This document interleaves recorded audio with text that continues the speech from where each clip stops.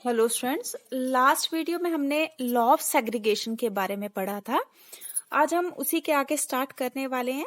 उसके लिए सबसे पहले हम दो टर्म्स समझ लेते हैं। F1 पिछली वीडियो में हमने बात की थी F1 जनरेशन की, तो पहले समझ लेते हैं ये F1 जनरेशन किसको बोलते हैं। F1 जनरेशन होता है जिसे फादर है, मदर है, उनके बच्चों को, उनकी जो जनरेशन होगी उसको हम बोलते हैं F1 जनरेशन। F1 जनरेशन दूसरा नाम है इसका first filial generation. First filial generation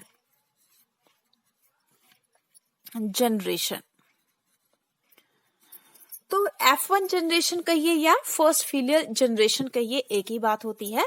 अब बात करते हैं, इसके साथ एक और टर्म कर लेते हैं जो हमने अभी तक पढ़ी तो नहीं है लेकिन आगे हम पढ़ने वाले हैं, तो उसको भी साथ में समझ लेते हैं कि F2 जनरेशन क्या होता है।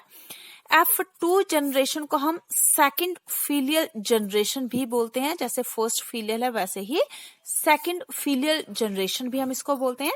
ये कैसे बनती है, जैसे फॉर एग्जांपल हमने इसके कोई ट्रेट या कोई कैरेक्टर ले लेते हैं। This is for tall, pure लिया हमने tall, this is pure dwarf. तो जो F1 जनरेशन है, हाफ फादर से ट्रेट आएंगे, हाफ मतलब हाफ जीन फादर से आ रहे हैं, हाफ जो है वो मदर से आ रहे हैं।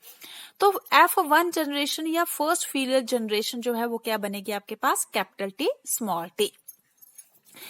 नेक्स्ट हम बात करते हैं F2 जनरेशन कैसे बनेगी। तो पहले तो बनेंगे इनके गैमीट्स। पहले तो गैमीट्स बनने हैं, ये है गैमीट की फॉर्मेशन। तो पिछली वीडियो में भी हमने बात की थी, गैमीट की फॉर्मेशन में जो जीन होते हैं, जीन में दो एलील होते हैं, तो हर एक एलील सेपरेट हो जाता है और अपने कैरेक्टर को ये क्या करता है, अपनी आइडेंटिटी को मेंटेन करके रखता है, अपनी आइडेंटिटी को ये बना के रखता है। चाहे ये F1 जनरेशन में इकट्ठे भी हैं लेकिन अपनी आइडेंटिटी को ये लॉस नहीं करते हैं। जब भी इनको मौका मिलता है अपने आप को एक्सप्रेस करने का, तो ये अपने आप को एक्सप्रेस यहाँ पे पूरा करेंगे। तो जब गैमीट्स बनते हैं तो ये चीज हमें पता है, गैमीट्स जो मियोसिस प्रोसेस के बाद बनते हैं। तो यहाँ पे जो गैमीट्स हैं उनमें हाफ नंबर ऑफ क्रोमोसोम्स या जो जीनोम है वो हाफ रहेगा। तो यहाँ पे ये एलील सेपरेट हो जाते हैं। तो यही तो लॉ ऑफ सेग्रीगेशन बोलता था कि दो एलील जो हैं, एक जीन में दो एलील इकट्ठे इकट्ठे रह रहे हैं लेकिन दोनों के पास अपनी अपनी आइडेंटिटी है। जब भी ये गैमीट की फॉर्मेशन करेंगे, मियोसिस करेंगे या गैमीटोजेनेसिस करेंगे या गैमीट की फॉर्मेशन करेंगे, उस टाइम पे ये एलील आपस में सेपरेट हो जाएंगे, सेग्रीगेट हो जाएंगे। दोनों जो एलील हैं वो अलग अलग हो जाएंगे और एक एलील ने अपना कैरेक्टर जो है वो प्रिजर्व करके रखा है और इसलिए अपना कैरेक्टर जो है वो कैरी किया हुआ है। हर एक का अपना अपना कैरेक्टर है। तो एक गैमीट के पास ये जीन आएगा, मतलब एलील आएगा, और दूसरे गैमीट के पास ये एलील आएगा। तो अगर हम इसकी नेक्स्ट मैरिज करवाएंगे अगली जनरेशन में, तो देख लेते हैं फिर क्या इसमें बनेगा। इसको उठाया हमने कैपिटल टी, इसको अलग किया, गैमीट्स हमने लगा दिया यहाँ पे, क्योंकि ये गैमीट्स किसके हैं, फादर के। ये फादर, ये मदर, सेम ले लेते हैं हम, सेम में कैपिटल टी स्मॉल टी। तो इनकी जो जनरेशन होगी, मतलब F1 की, इसकी जो जनरेशन होगी आगे, जो इसके आगे जो बच्चे होंगे उसको हम बोलेंगे F2 generation, second filial generation. तो यहाँ पे अगर हम बात करें कि पौधों में ऐसा कैसे होगा, फर्स्ट पहली जनरेशन सेकंड जनरेशन हम कैसे देखेंगे। तो जैसे फ्लावर है आपके पास, हमने एक फ्लावर ले लिया, उसी फ्लावर में हमने क्या किया, एक ले लिए सबसे पहले एंथर। एंथर में होते हैं पॉलन ग्रेन, इसमें होते हैं पॉलन ग्रेन्स। यहाँ पे हमने इस फ्लावर में दूसरा फ्लावर लिया हमने, इसकी हमने पेस्टल ली। स्टिग्मा, स्टाइल, ओवरी, तीन पार्ट होते हैं, सबको पता है ये, स्टिग्मा, स्टाइल एंड ओवरी, तीन पार्ट होते हैं।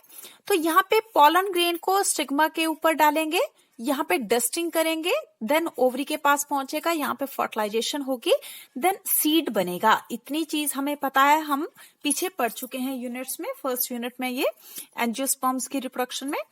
तो यहाँ पे सीड बनेगा। इस सीड को जब हमने सोन किया, आगे जब हमने बोया, तो उससे क्या बन गया, प्लांट बन गया। फिर इस प्लांट में फ्लावर आए, फिर इन फ्लावर में हमने मेल एंड फीमेल लिया। तो पहले ये, देन इसकी जो जनरेशन है, मतलब इसमें जो सीड बने, सीड ही आगे इनकी नई जनरेशन लेके आएंगे। जो सीड तब बनेंगे जब फर्टिलाइजेशन होगी, मेल एंड फीमेल दोनों के ही गैमीट्स जो है वो आपस में फर्टिलाइज होंगे या फ्यूज करेंगे, तो बनेगा सीड। तो इनके मतलब ये इनके ऑफस्प्रिंग हुए, इनके मतलब जो नेक्स्ट सीड से जो नेक्स्ट प्लांट बनता है, देन इसके फ्लावर में फिर से हम फर्टिलाइजेशन करवाएंगे, यहाँ पे फ्यूजन होगा, देन उसके बाद क्या बन जाएगा, यहाँ पे फिर से सीड बनेंगे। तो ये सेकंड जनरेशन, मतलब इन सीड को जब हम सोन करेंगे तो सेकंड जनरेशन आएगी। जो भी कैरेक्टर हमें दिखेंगे वो सेकंड जनरेशन के होंगे। तो ऐसे बनती है प्लांट में first generation and second generation. तो बात करते हैं हम पी प्लांट पे, ये एक्सपेरिमेंट किए थे, किसने किए थे, मेंडल ने। देन कैपिटल टी, ये हमने, दिस इज चेकर बोर्ड भी हम इसको बोलते हैं, दिस इज चेकर बोर्ड, या इसको हम पुन्नेट स्क्वायर भी बोलते हैं। पुन्नेट ने इसको दिया था, पुन्नेट स्क्वायर भी हम इसको बोलते हैं। स्पेलिंग लिख लेते हैं साथ में, पुन्नेट स्क्वायर बोलेंगे हम इसको, या फिर इसको चेकर बोर्ड भी हम बोलते हैं। तो इस पे हम इनके मतलब F2 जनरेशन जो है हम चेकर बोर्ड पे या पुन्नेट स्क्वायर पे लगाते हैं। तो ये हमने F1 जनरेशन लिख दी। F1 जनरेशन मतलब इसकी जब मैरिज हुई, देन मेल एंड फीमेल के हमने गैमीट्स लगा दिए, सेम हमने फीमेल के भी जीन्स ले लिए। तो कैपिटल टी इसको इसके साथ क्रॉस करवाएंगे, इसको इसके साथ, तो करवा के देखें। कैपिटल टी याद रखें कि जब भी हमने ये टेबल बनाना है तो जो कैपिटल वाला होगा वो पहले आएगा, चाहे वो इस जगह पे है, चाहे वो इस जगह पे है, चाहे यहाँ पे है, चाहे वहां पे है, जहां भी हो, लेकिन कैपिटल लेटर जो है वो पहले आएगा as compare to small letter. Capital T, then second one is small T, right. अब यहाँ पे इस टी का दोनों के साथ क्रॉस करवा के देख लिया। अब इसका इसके साथ करवाएंगे, तो कैपिटल टी पहले लिखेंगे, दूसरा आएगा हमारे पास स्मॉल टी, देन दोनों small T, both small T. तो क्या किया हमने, यहाँ पे गैमीट्स को सेपरेट किया। जो गैमीट्स है, जब गैमीट ये गैमीट फ्यूज करेंगे तो अगली जनरेशन बनेगी। तो capital T small T, capital T small T, small T small T. तो कितने बनेंगे यहाँ पे, अगर हम जनरेशन देखें तो दिस इज प्योर टॉल। इसकी अगर हम बात करें, तो दिस इज प्योर टॉल। और इसको अगर हम बात करें इन दोनों की, तो ये हाइब्रिड टॉल हैं। These are hybrid tall. Hybrid tall होता है जिसमें दोनों का एक एक एलील प्रेजेंट होता है, उसको हम हाइब्रिड बोलेंगे। लेकिन कैरेक्टर किसका एक्सप्रेस करेगा, उसी का करेगा। लॉ ऑफ डोमिनेंस याद होगा आपको, अब तक लास्ट वीडियो में हमने लॉ ऑफ डोमिनेंस भी पढ़ा है। तो जो कैपिटल होगा वही अपने ट्रेट को एक्सप्रेस करेगा, अपने कैरेक्टर को एक्सप्रेस करेगा। तो कैपिटल टी यहाँ पे है तो ये टॉल ही होंगे। ड्वार्फ साथ में है, लेकिन लॉ ऑफ सेग्रीगेशन में ये सेपरेट हो जाएंगे और अगली जनरेशन में ये एक्सप्रेस भी करते हैं। कैसे, देखिए, fourth one is dwarf, note that point. F1 generation में कोई भी ड्वार्फ नहीं है, लेकिन जब हमने इसकी F2 जनरेशन देखी तो यहाँ पे हमें ड्वार्फ दिखा। इसी से हमें लॉ ऑफ सेग्रीगेशन क्लियर होता है कि अगर F2 में वो ट्रेट आ रहे हैं जो उसकी मतलब कि उसके ग्रैंड पेरेंट्स में प्रेजेंट थे, मतलब कि F1 में वो रहे लेकिन रिसेसिव कंडीशन में रहे। F1 में वो ट्रेट हैं लेकिन वो रिसेसिव कंडीशन में है। इन्होंने जब मौका मिला, जब ये होमोजाइगस कंडीशन में जब आएंगे तो ये अपने आप को एक्सप्रेस करेंगे। जब ये हेट्रोजाइगस कंडीशन में आएंगे, दिस इज हेट्रोजाइगस, जिसमें दोनों एलील डिफरेंट होते हैं, ये हेट्रोजाइगस कंडीशन होती है। जिसमें दोनों ही एलील सेम होते हैं, दैट इज होमोजाइगस कंडीशन। तो यहाँ पे ये हाइब्रिड टॉल है, हेट्रोजाइगस बने। और एक इसमें से pure dwarf, this is pure dwarf है। इसमें मतलब कि टॉलनेस के कैरेक्टर्स नहीं है। तो ये तभी पॉसिबल है अगर F1 में ये अपने जो गैमीट्स हैं उनकी आइडेंटिटी मेंटेन करके प्योरली सेपरेट हो जाएं।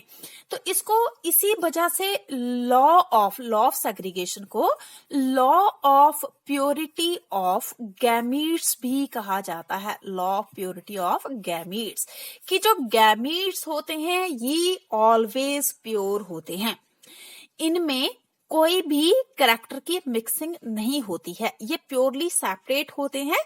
और जब F2 जनरेशन में एक्सप्रेस करना है तो ये सभी कैरेक्टर्स को यहाँ पे अगर मौका मिले इन्हें होमोजाइगस कंडीशन में आने का, तो ये एक्सप्रेस करेंगे, तभी एक्सप्रेस करेंगे जब ये होमोजाइगस कंडीशन में आएंगे। जैसे कि 100 सीड बने, उसमें से हमने 100 के 100 को बो दिया, उसमें से मान लो कि 5 सीड जो हैं वो छोटे रह जाते हैं, 5 जो प्लांट बनेंगे उन सीड से वो छोटे रह जाएंगे।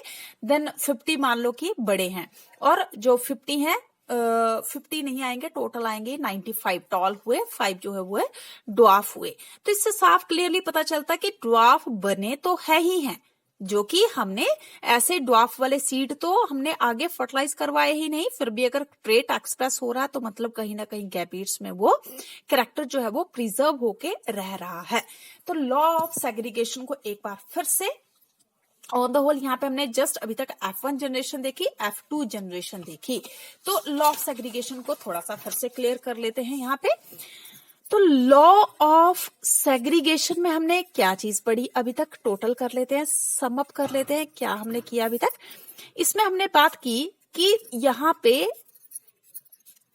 इस जनरेशन की बात करेंगे हम, F1 जनरेशन की, कि 2 एलील एक जीन में साथ साथ रहते हैं, लेकिन जब गैमीट की फॉर्मेशन होती है तो ये प्योरली एक दूसरे से सेपरेट हो जाते हैं, अपने अपने कैरेक्टर को ये एक्सप्रेस कर लेते हैं। हमें कैसे पता चला? हमें ये तब पता चलेगा जब हम इसकी F2 जनरेशन देखेंगे। यहां तक तो आपका लॉ ऑफ सेग्रीगेशन क्लियर है, लेकिन हमें कैसे पता चला? हमें पता चला जब हमने इसकी F2 जनरेशन देखी। This one is F2 generation, ये प्योर टॉल है आपके पास, this is hybrid tall, this is hybrid tall and this is pure dwarf, this is pure dwarf है। तो F2 जनरेशन में हमें वो कैरेक्टर भी दिखे जो F1 जनरेशन में थे ही नहीं, तो इसीलिए हम क्या बोलेंगे, यहाँ पे जो गैमीट्स होते हैं वो प्योर होते हैं। इसीलिए लॉ ऑफ सेग्रीगेशन को क्या नाम दिया? Law of purity of gametes, की गैमीट्स यहाँ पे प्योर ही रहते हैं। अब इसी को ही यूनिवर्सल लॉ भी कहा जाता है। ये जो लॉ है इसको फिर से रिपीट करते हैं, यूनिवर्सल लॉ क्यों कहा जाता है? मेंडल के फर्स्ट लॉ को, मेंडल के लॉ ऑफ सेग्रीगेशन को universal law, Mendel's universal law है, ये सब पे ही ये अप्लाई हम कर सकते हैं, इसकी कोई भी एक्सेप्शन जो है वो नहीं है, ये हर जगह पे एप्लीकेबल होगा। बाकी जितने भी लॉ बने हैं सबकी एक्सेप्शंस हैं, सबके फीडबैक आए, नेगेटिव फीडबैक आए कि इन प्लांट्स में ये चीजें नहीं देखी गई, ये सब पे एप्लीकेबल नहीं है।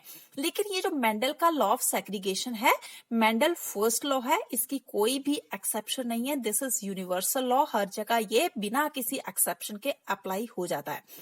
तो इसी को ही हम law of purity of gametes भी बोलते हैं, कि यहाँ पे जो गैमीट्स होते हैं वो कैसे हैं? प्योर हैं। तो इसमें F2 जनरेशन में अगर हम यहाँ पे पहले देख लेते हैं, यहाँ पे 100% हमारे पास क्या आए? टॉल आए। F1 जनरेशन में तो 100% टॉल है, लेकिन अगर हम F2 जनरेशन में देखें तो यहाँ पे 1 2 3 जो है वो कैसे हैं?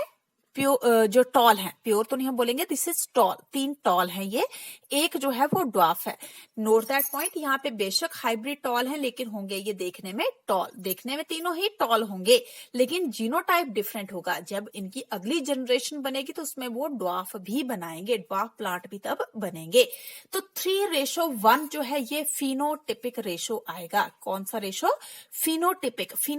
फिनोटिपिक, फिनोटाइप क्या होता है, जब हम दूर से देख लेते हैं, दूर से देख के हमें कैरेक्टर पता चल जाता है, हम जब एक्सटर्नली किसी को देख के आइडेंटिफाई कर पाते हैं। जैसे कि फॉर एग्जांपल हम ले लेते हैं कि जैसे बॉय एंड गर्ल का डिफरेंस है, तो हम देख के बता सकते हैं कि this is boy and this is girl, क्योंकि जो फिनोटिपिक कैरेक्टर है दोनों के वेरिएबल हैं, दोनों में डिफरेंट कैरेक्टर्स जो है वो शो होते हैं, हमें वेरिएबल है, तो इसको हम फिनोटाइप बोलते हैं। This is phenotype.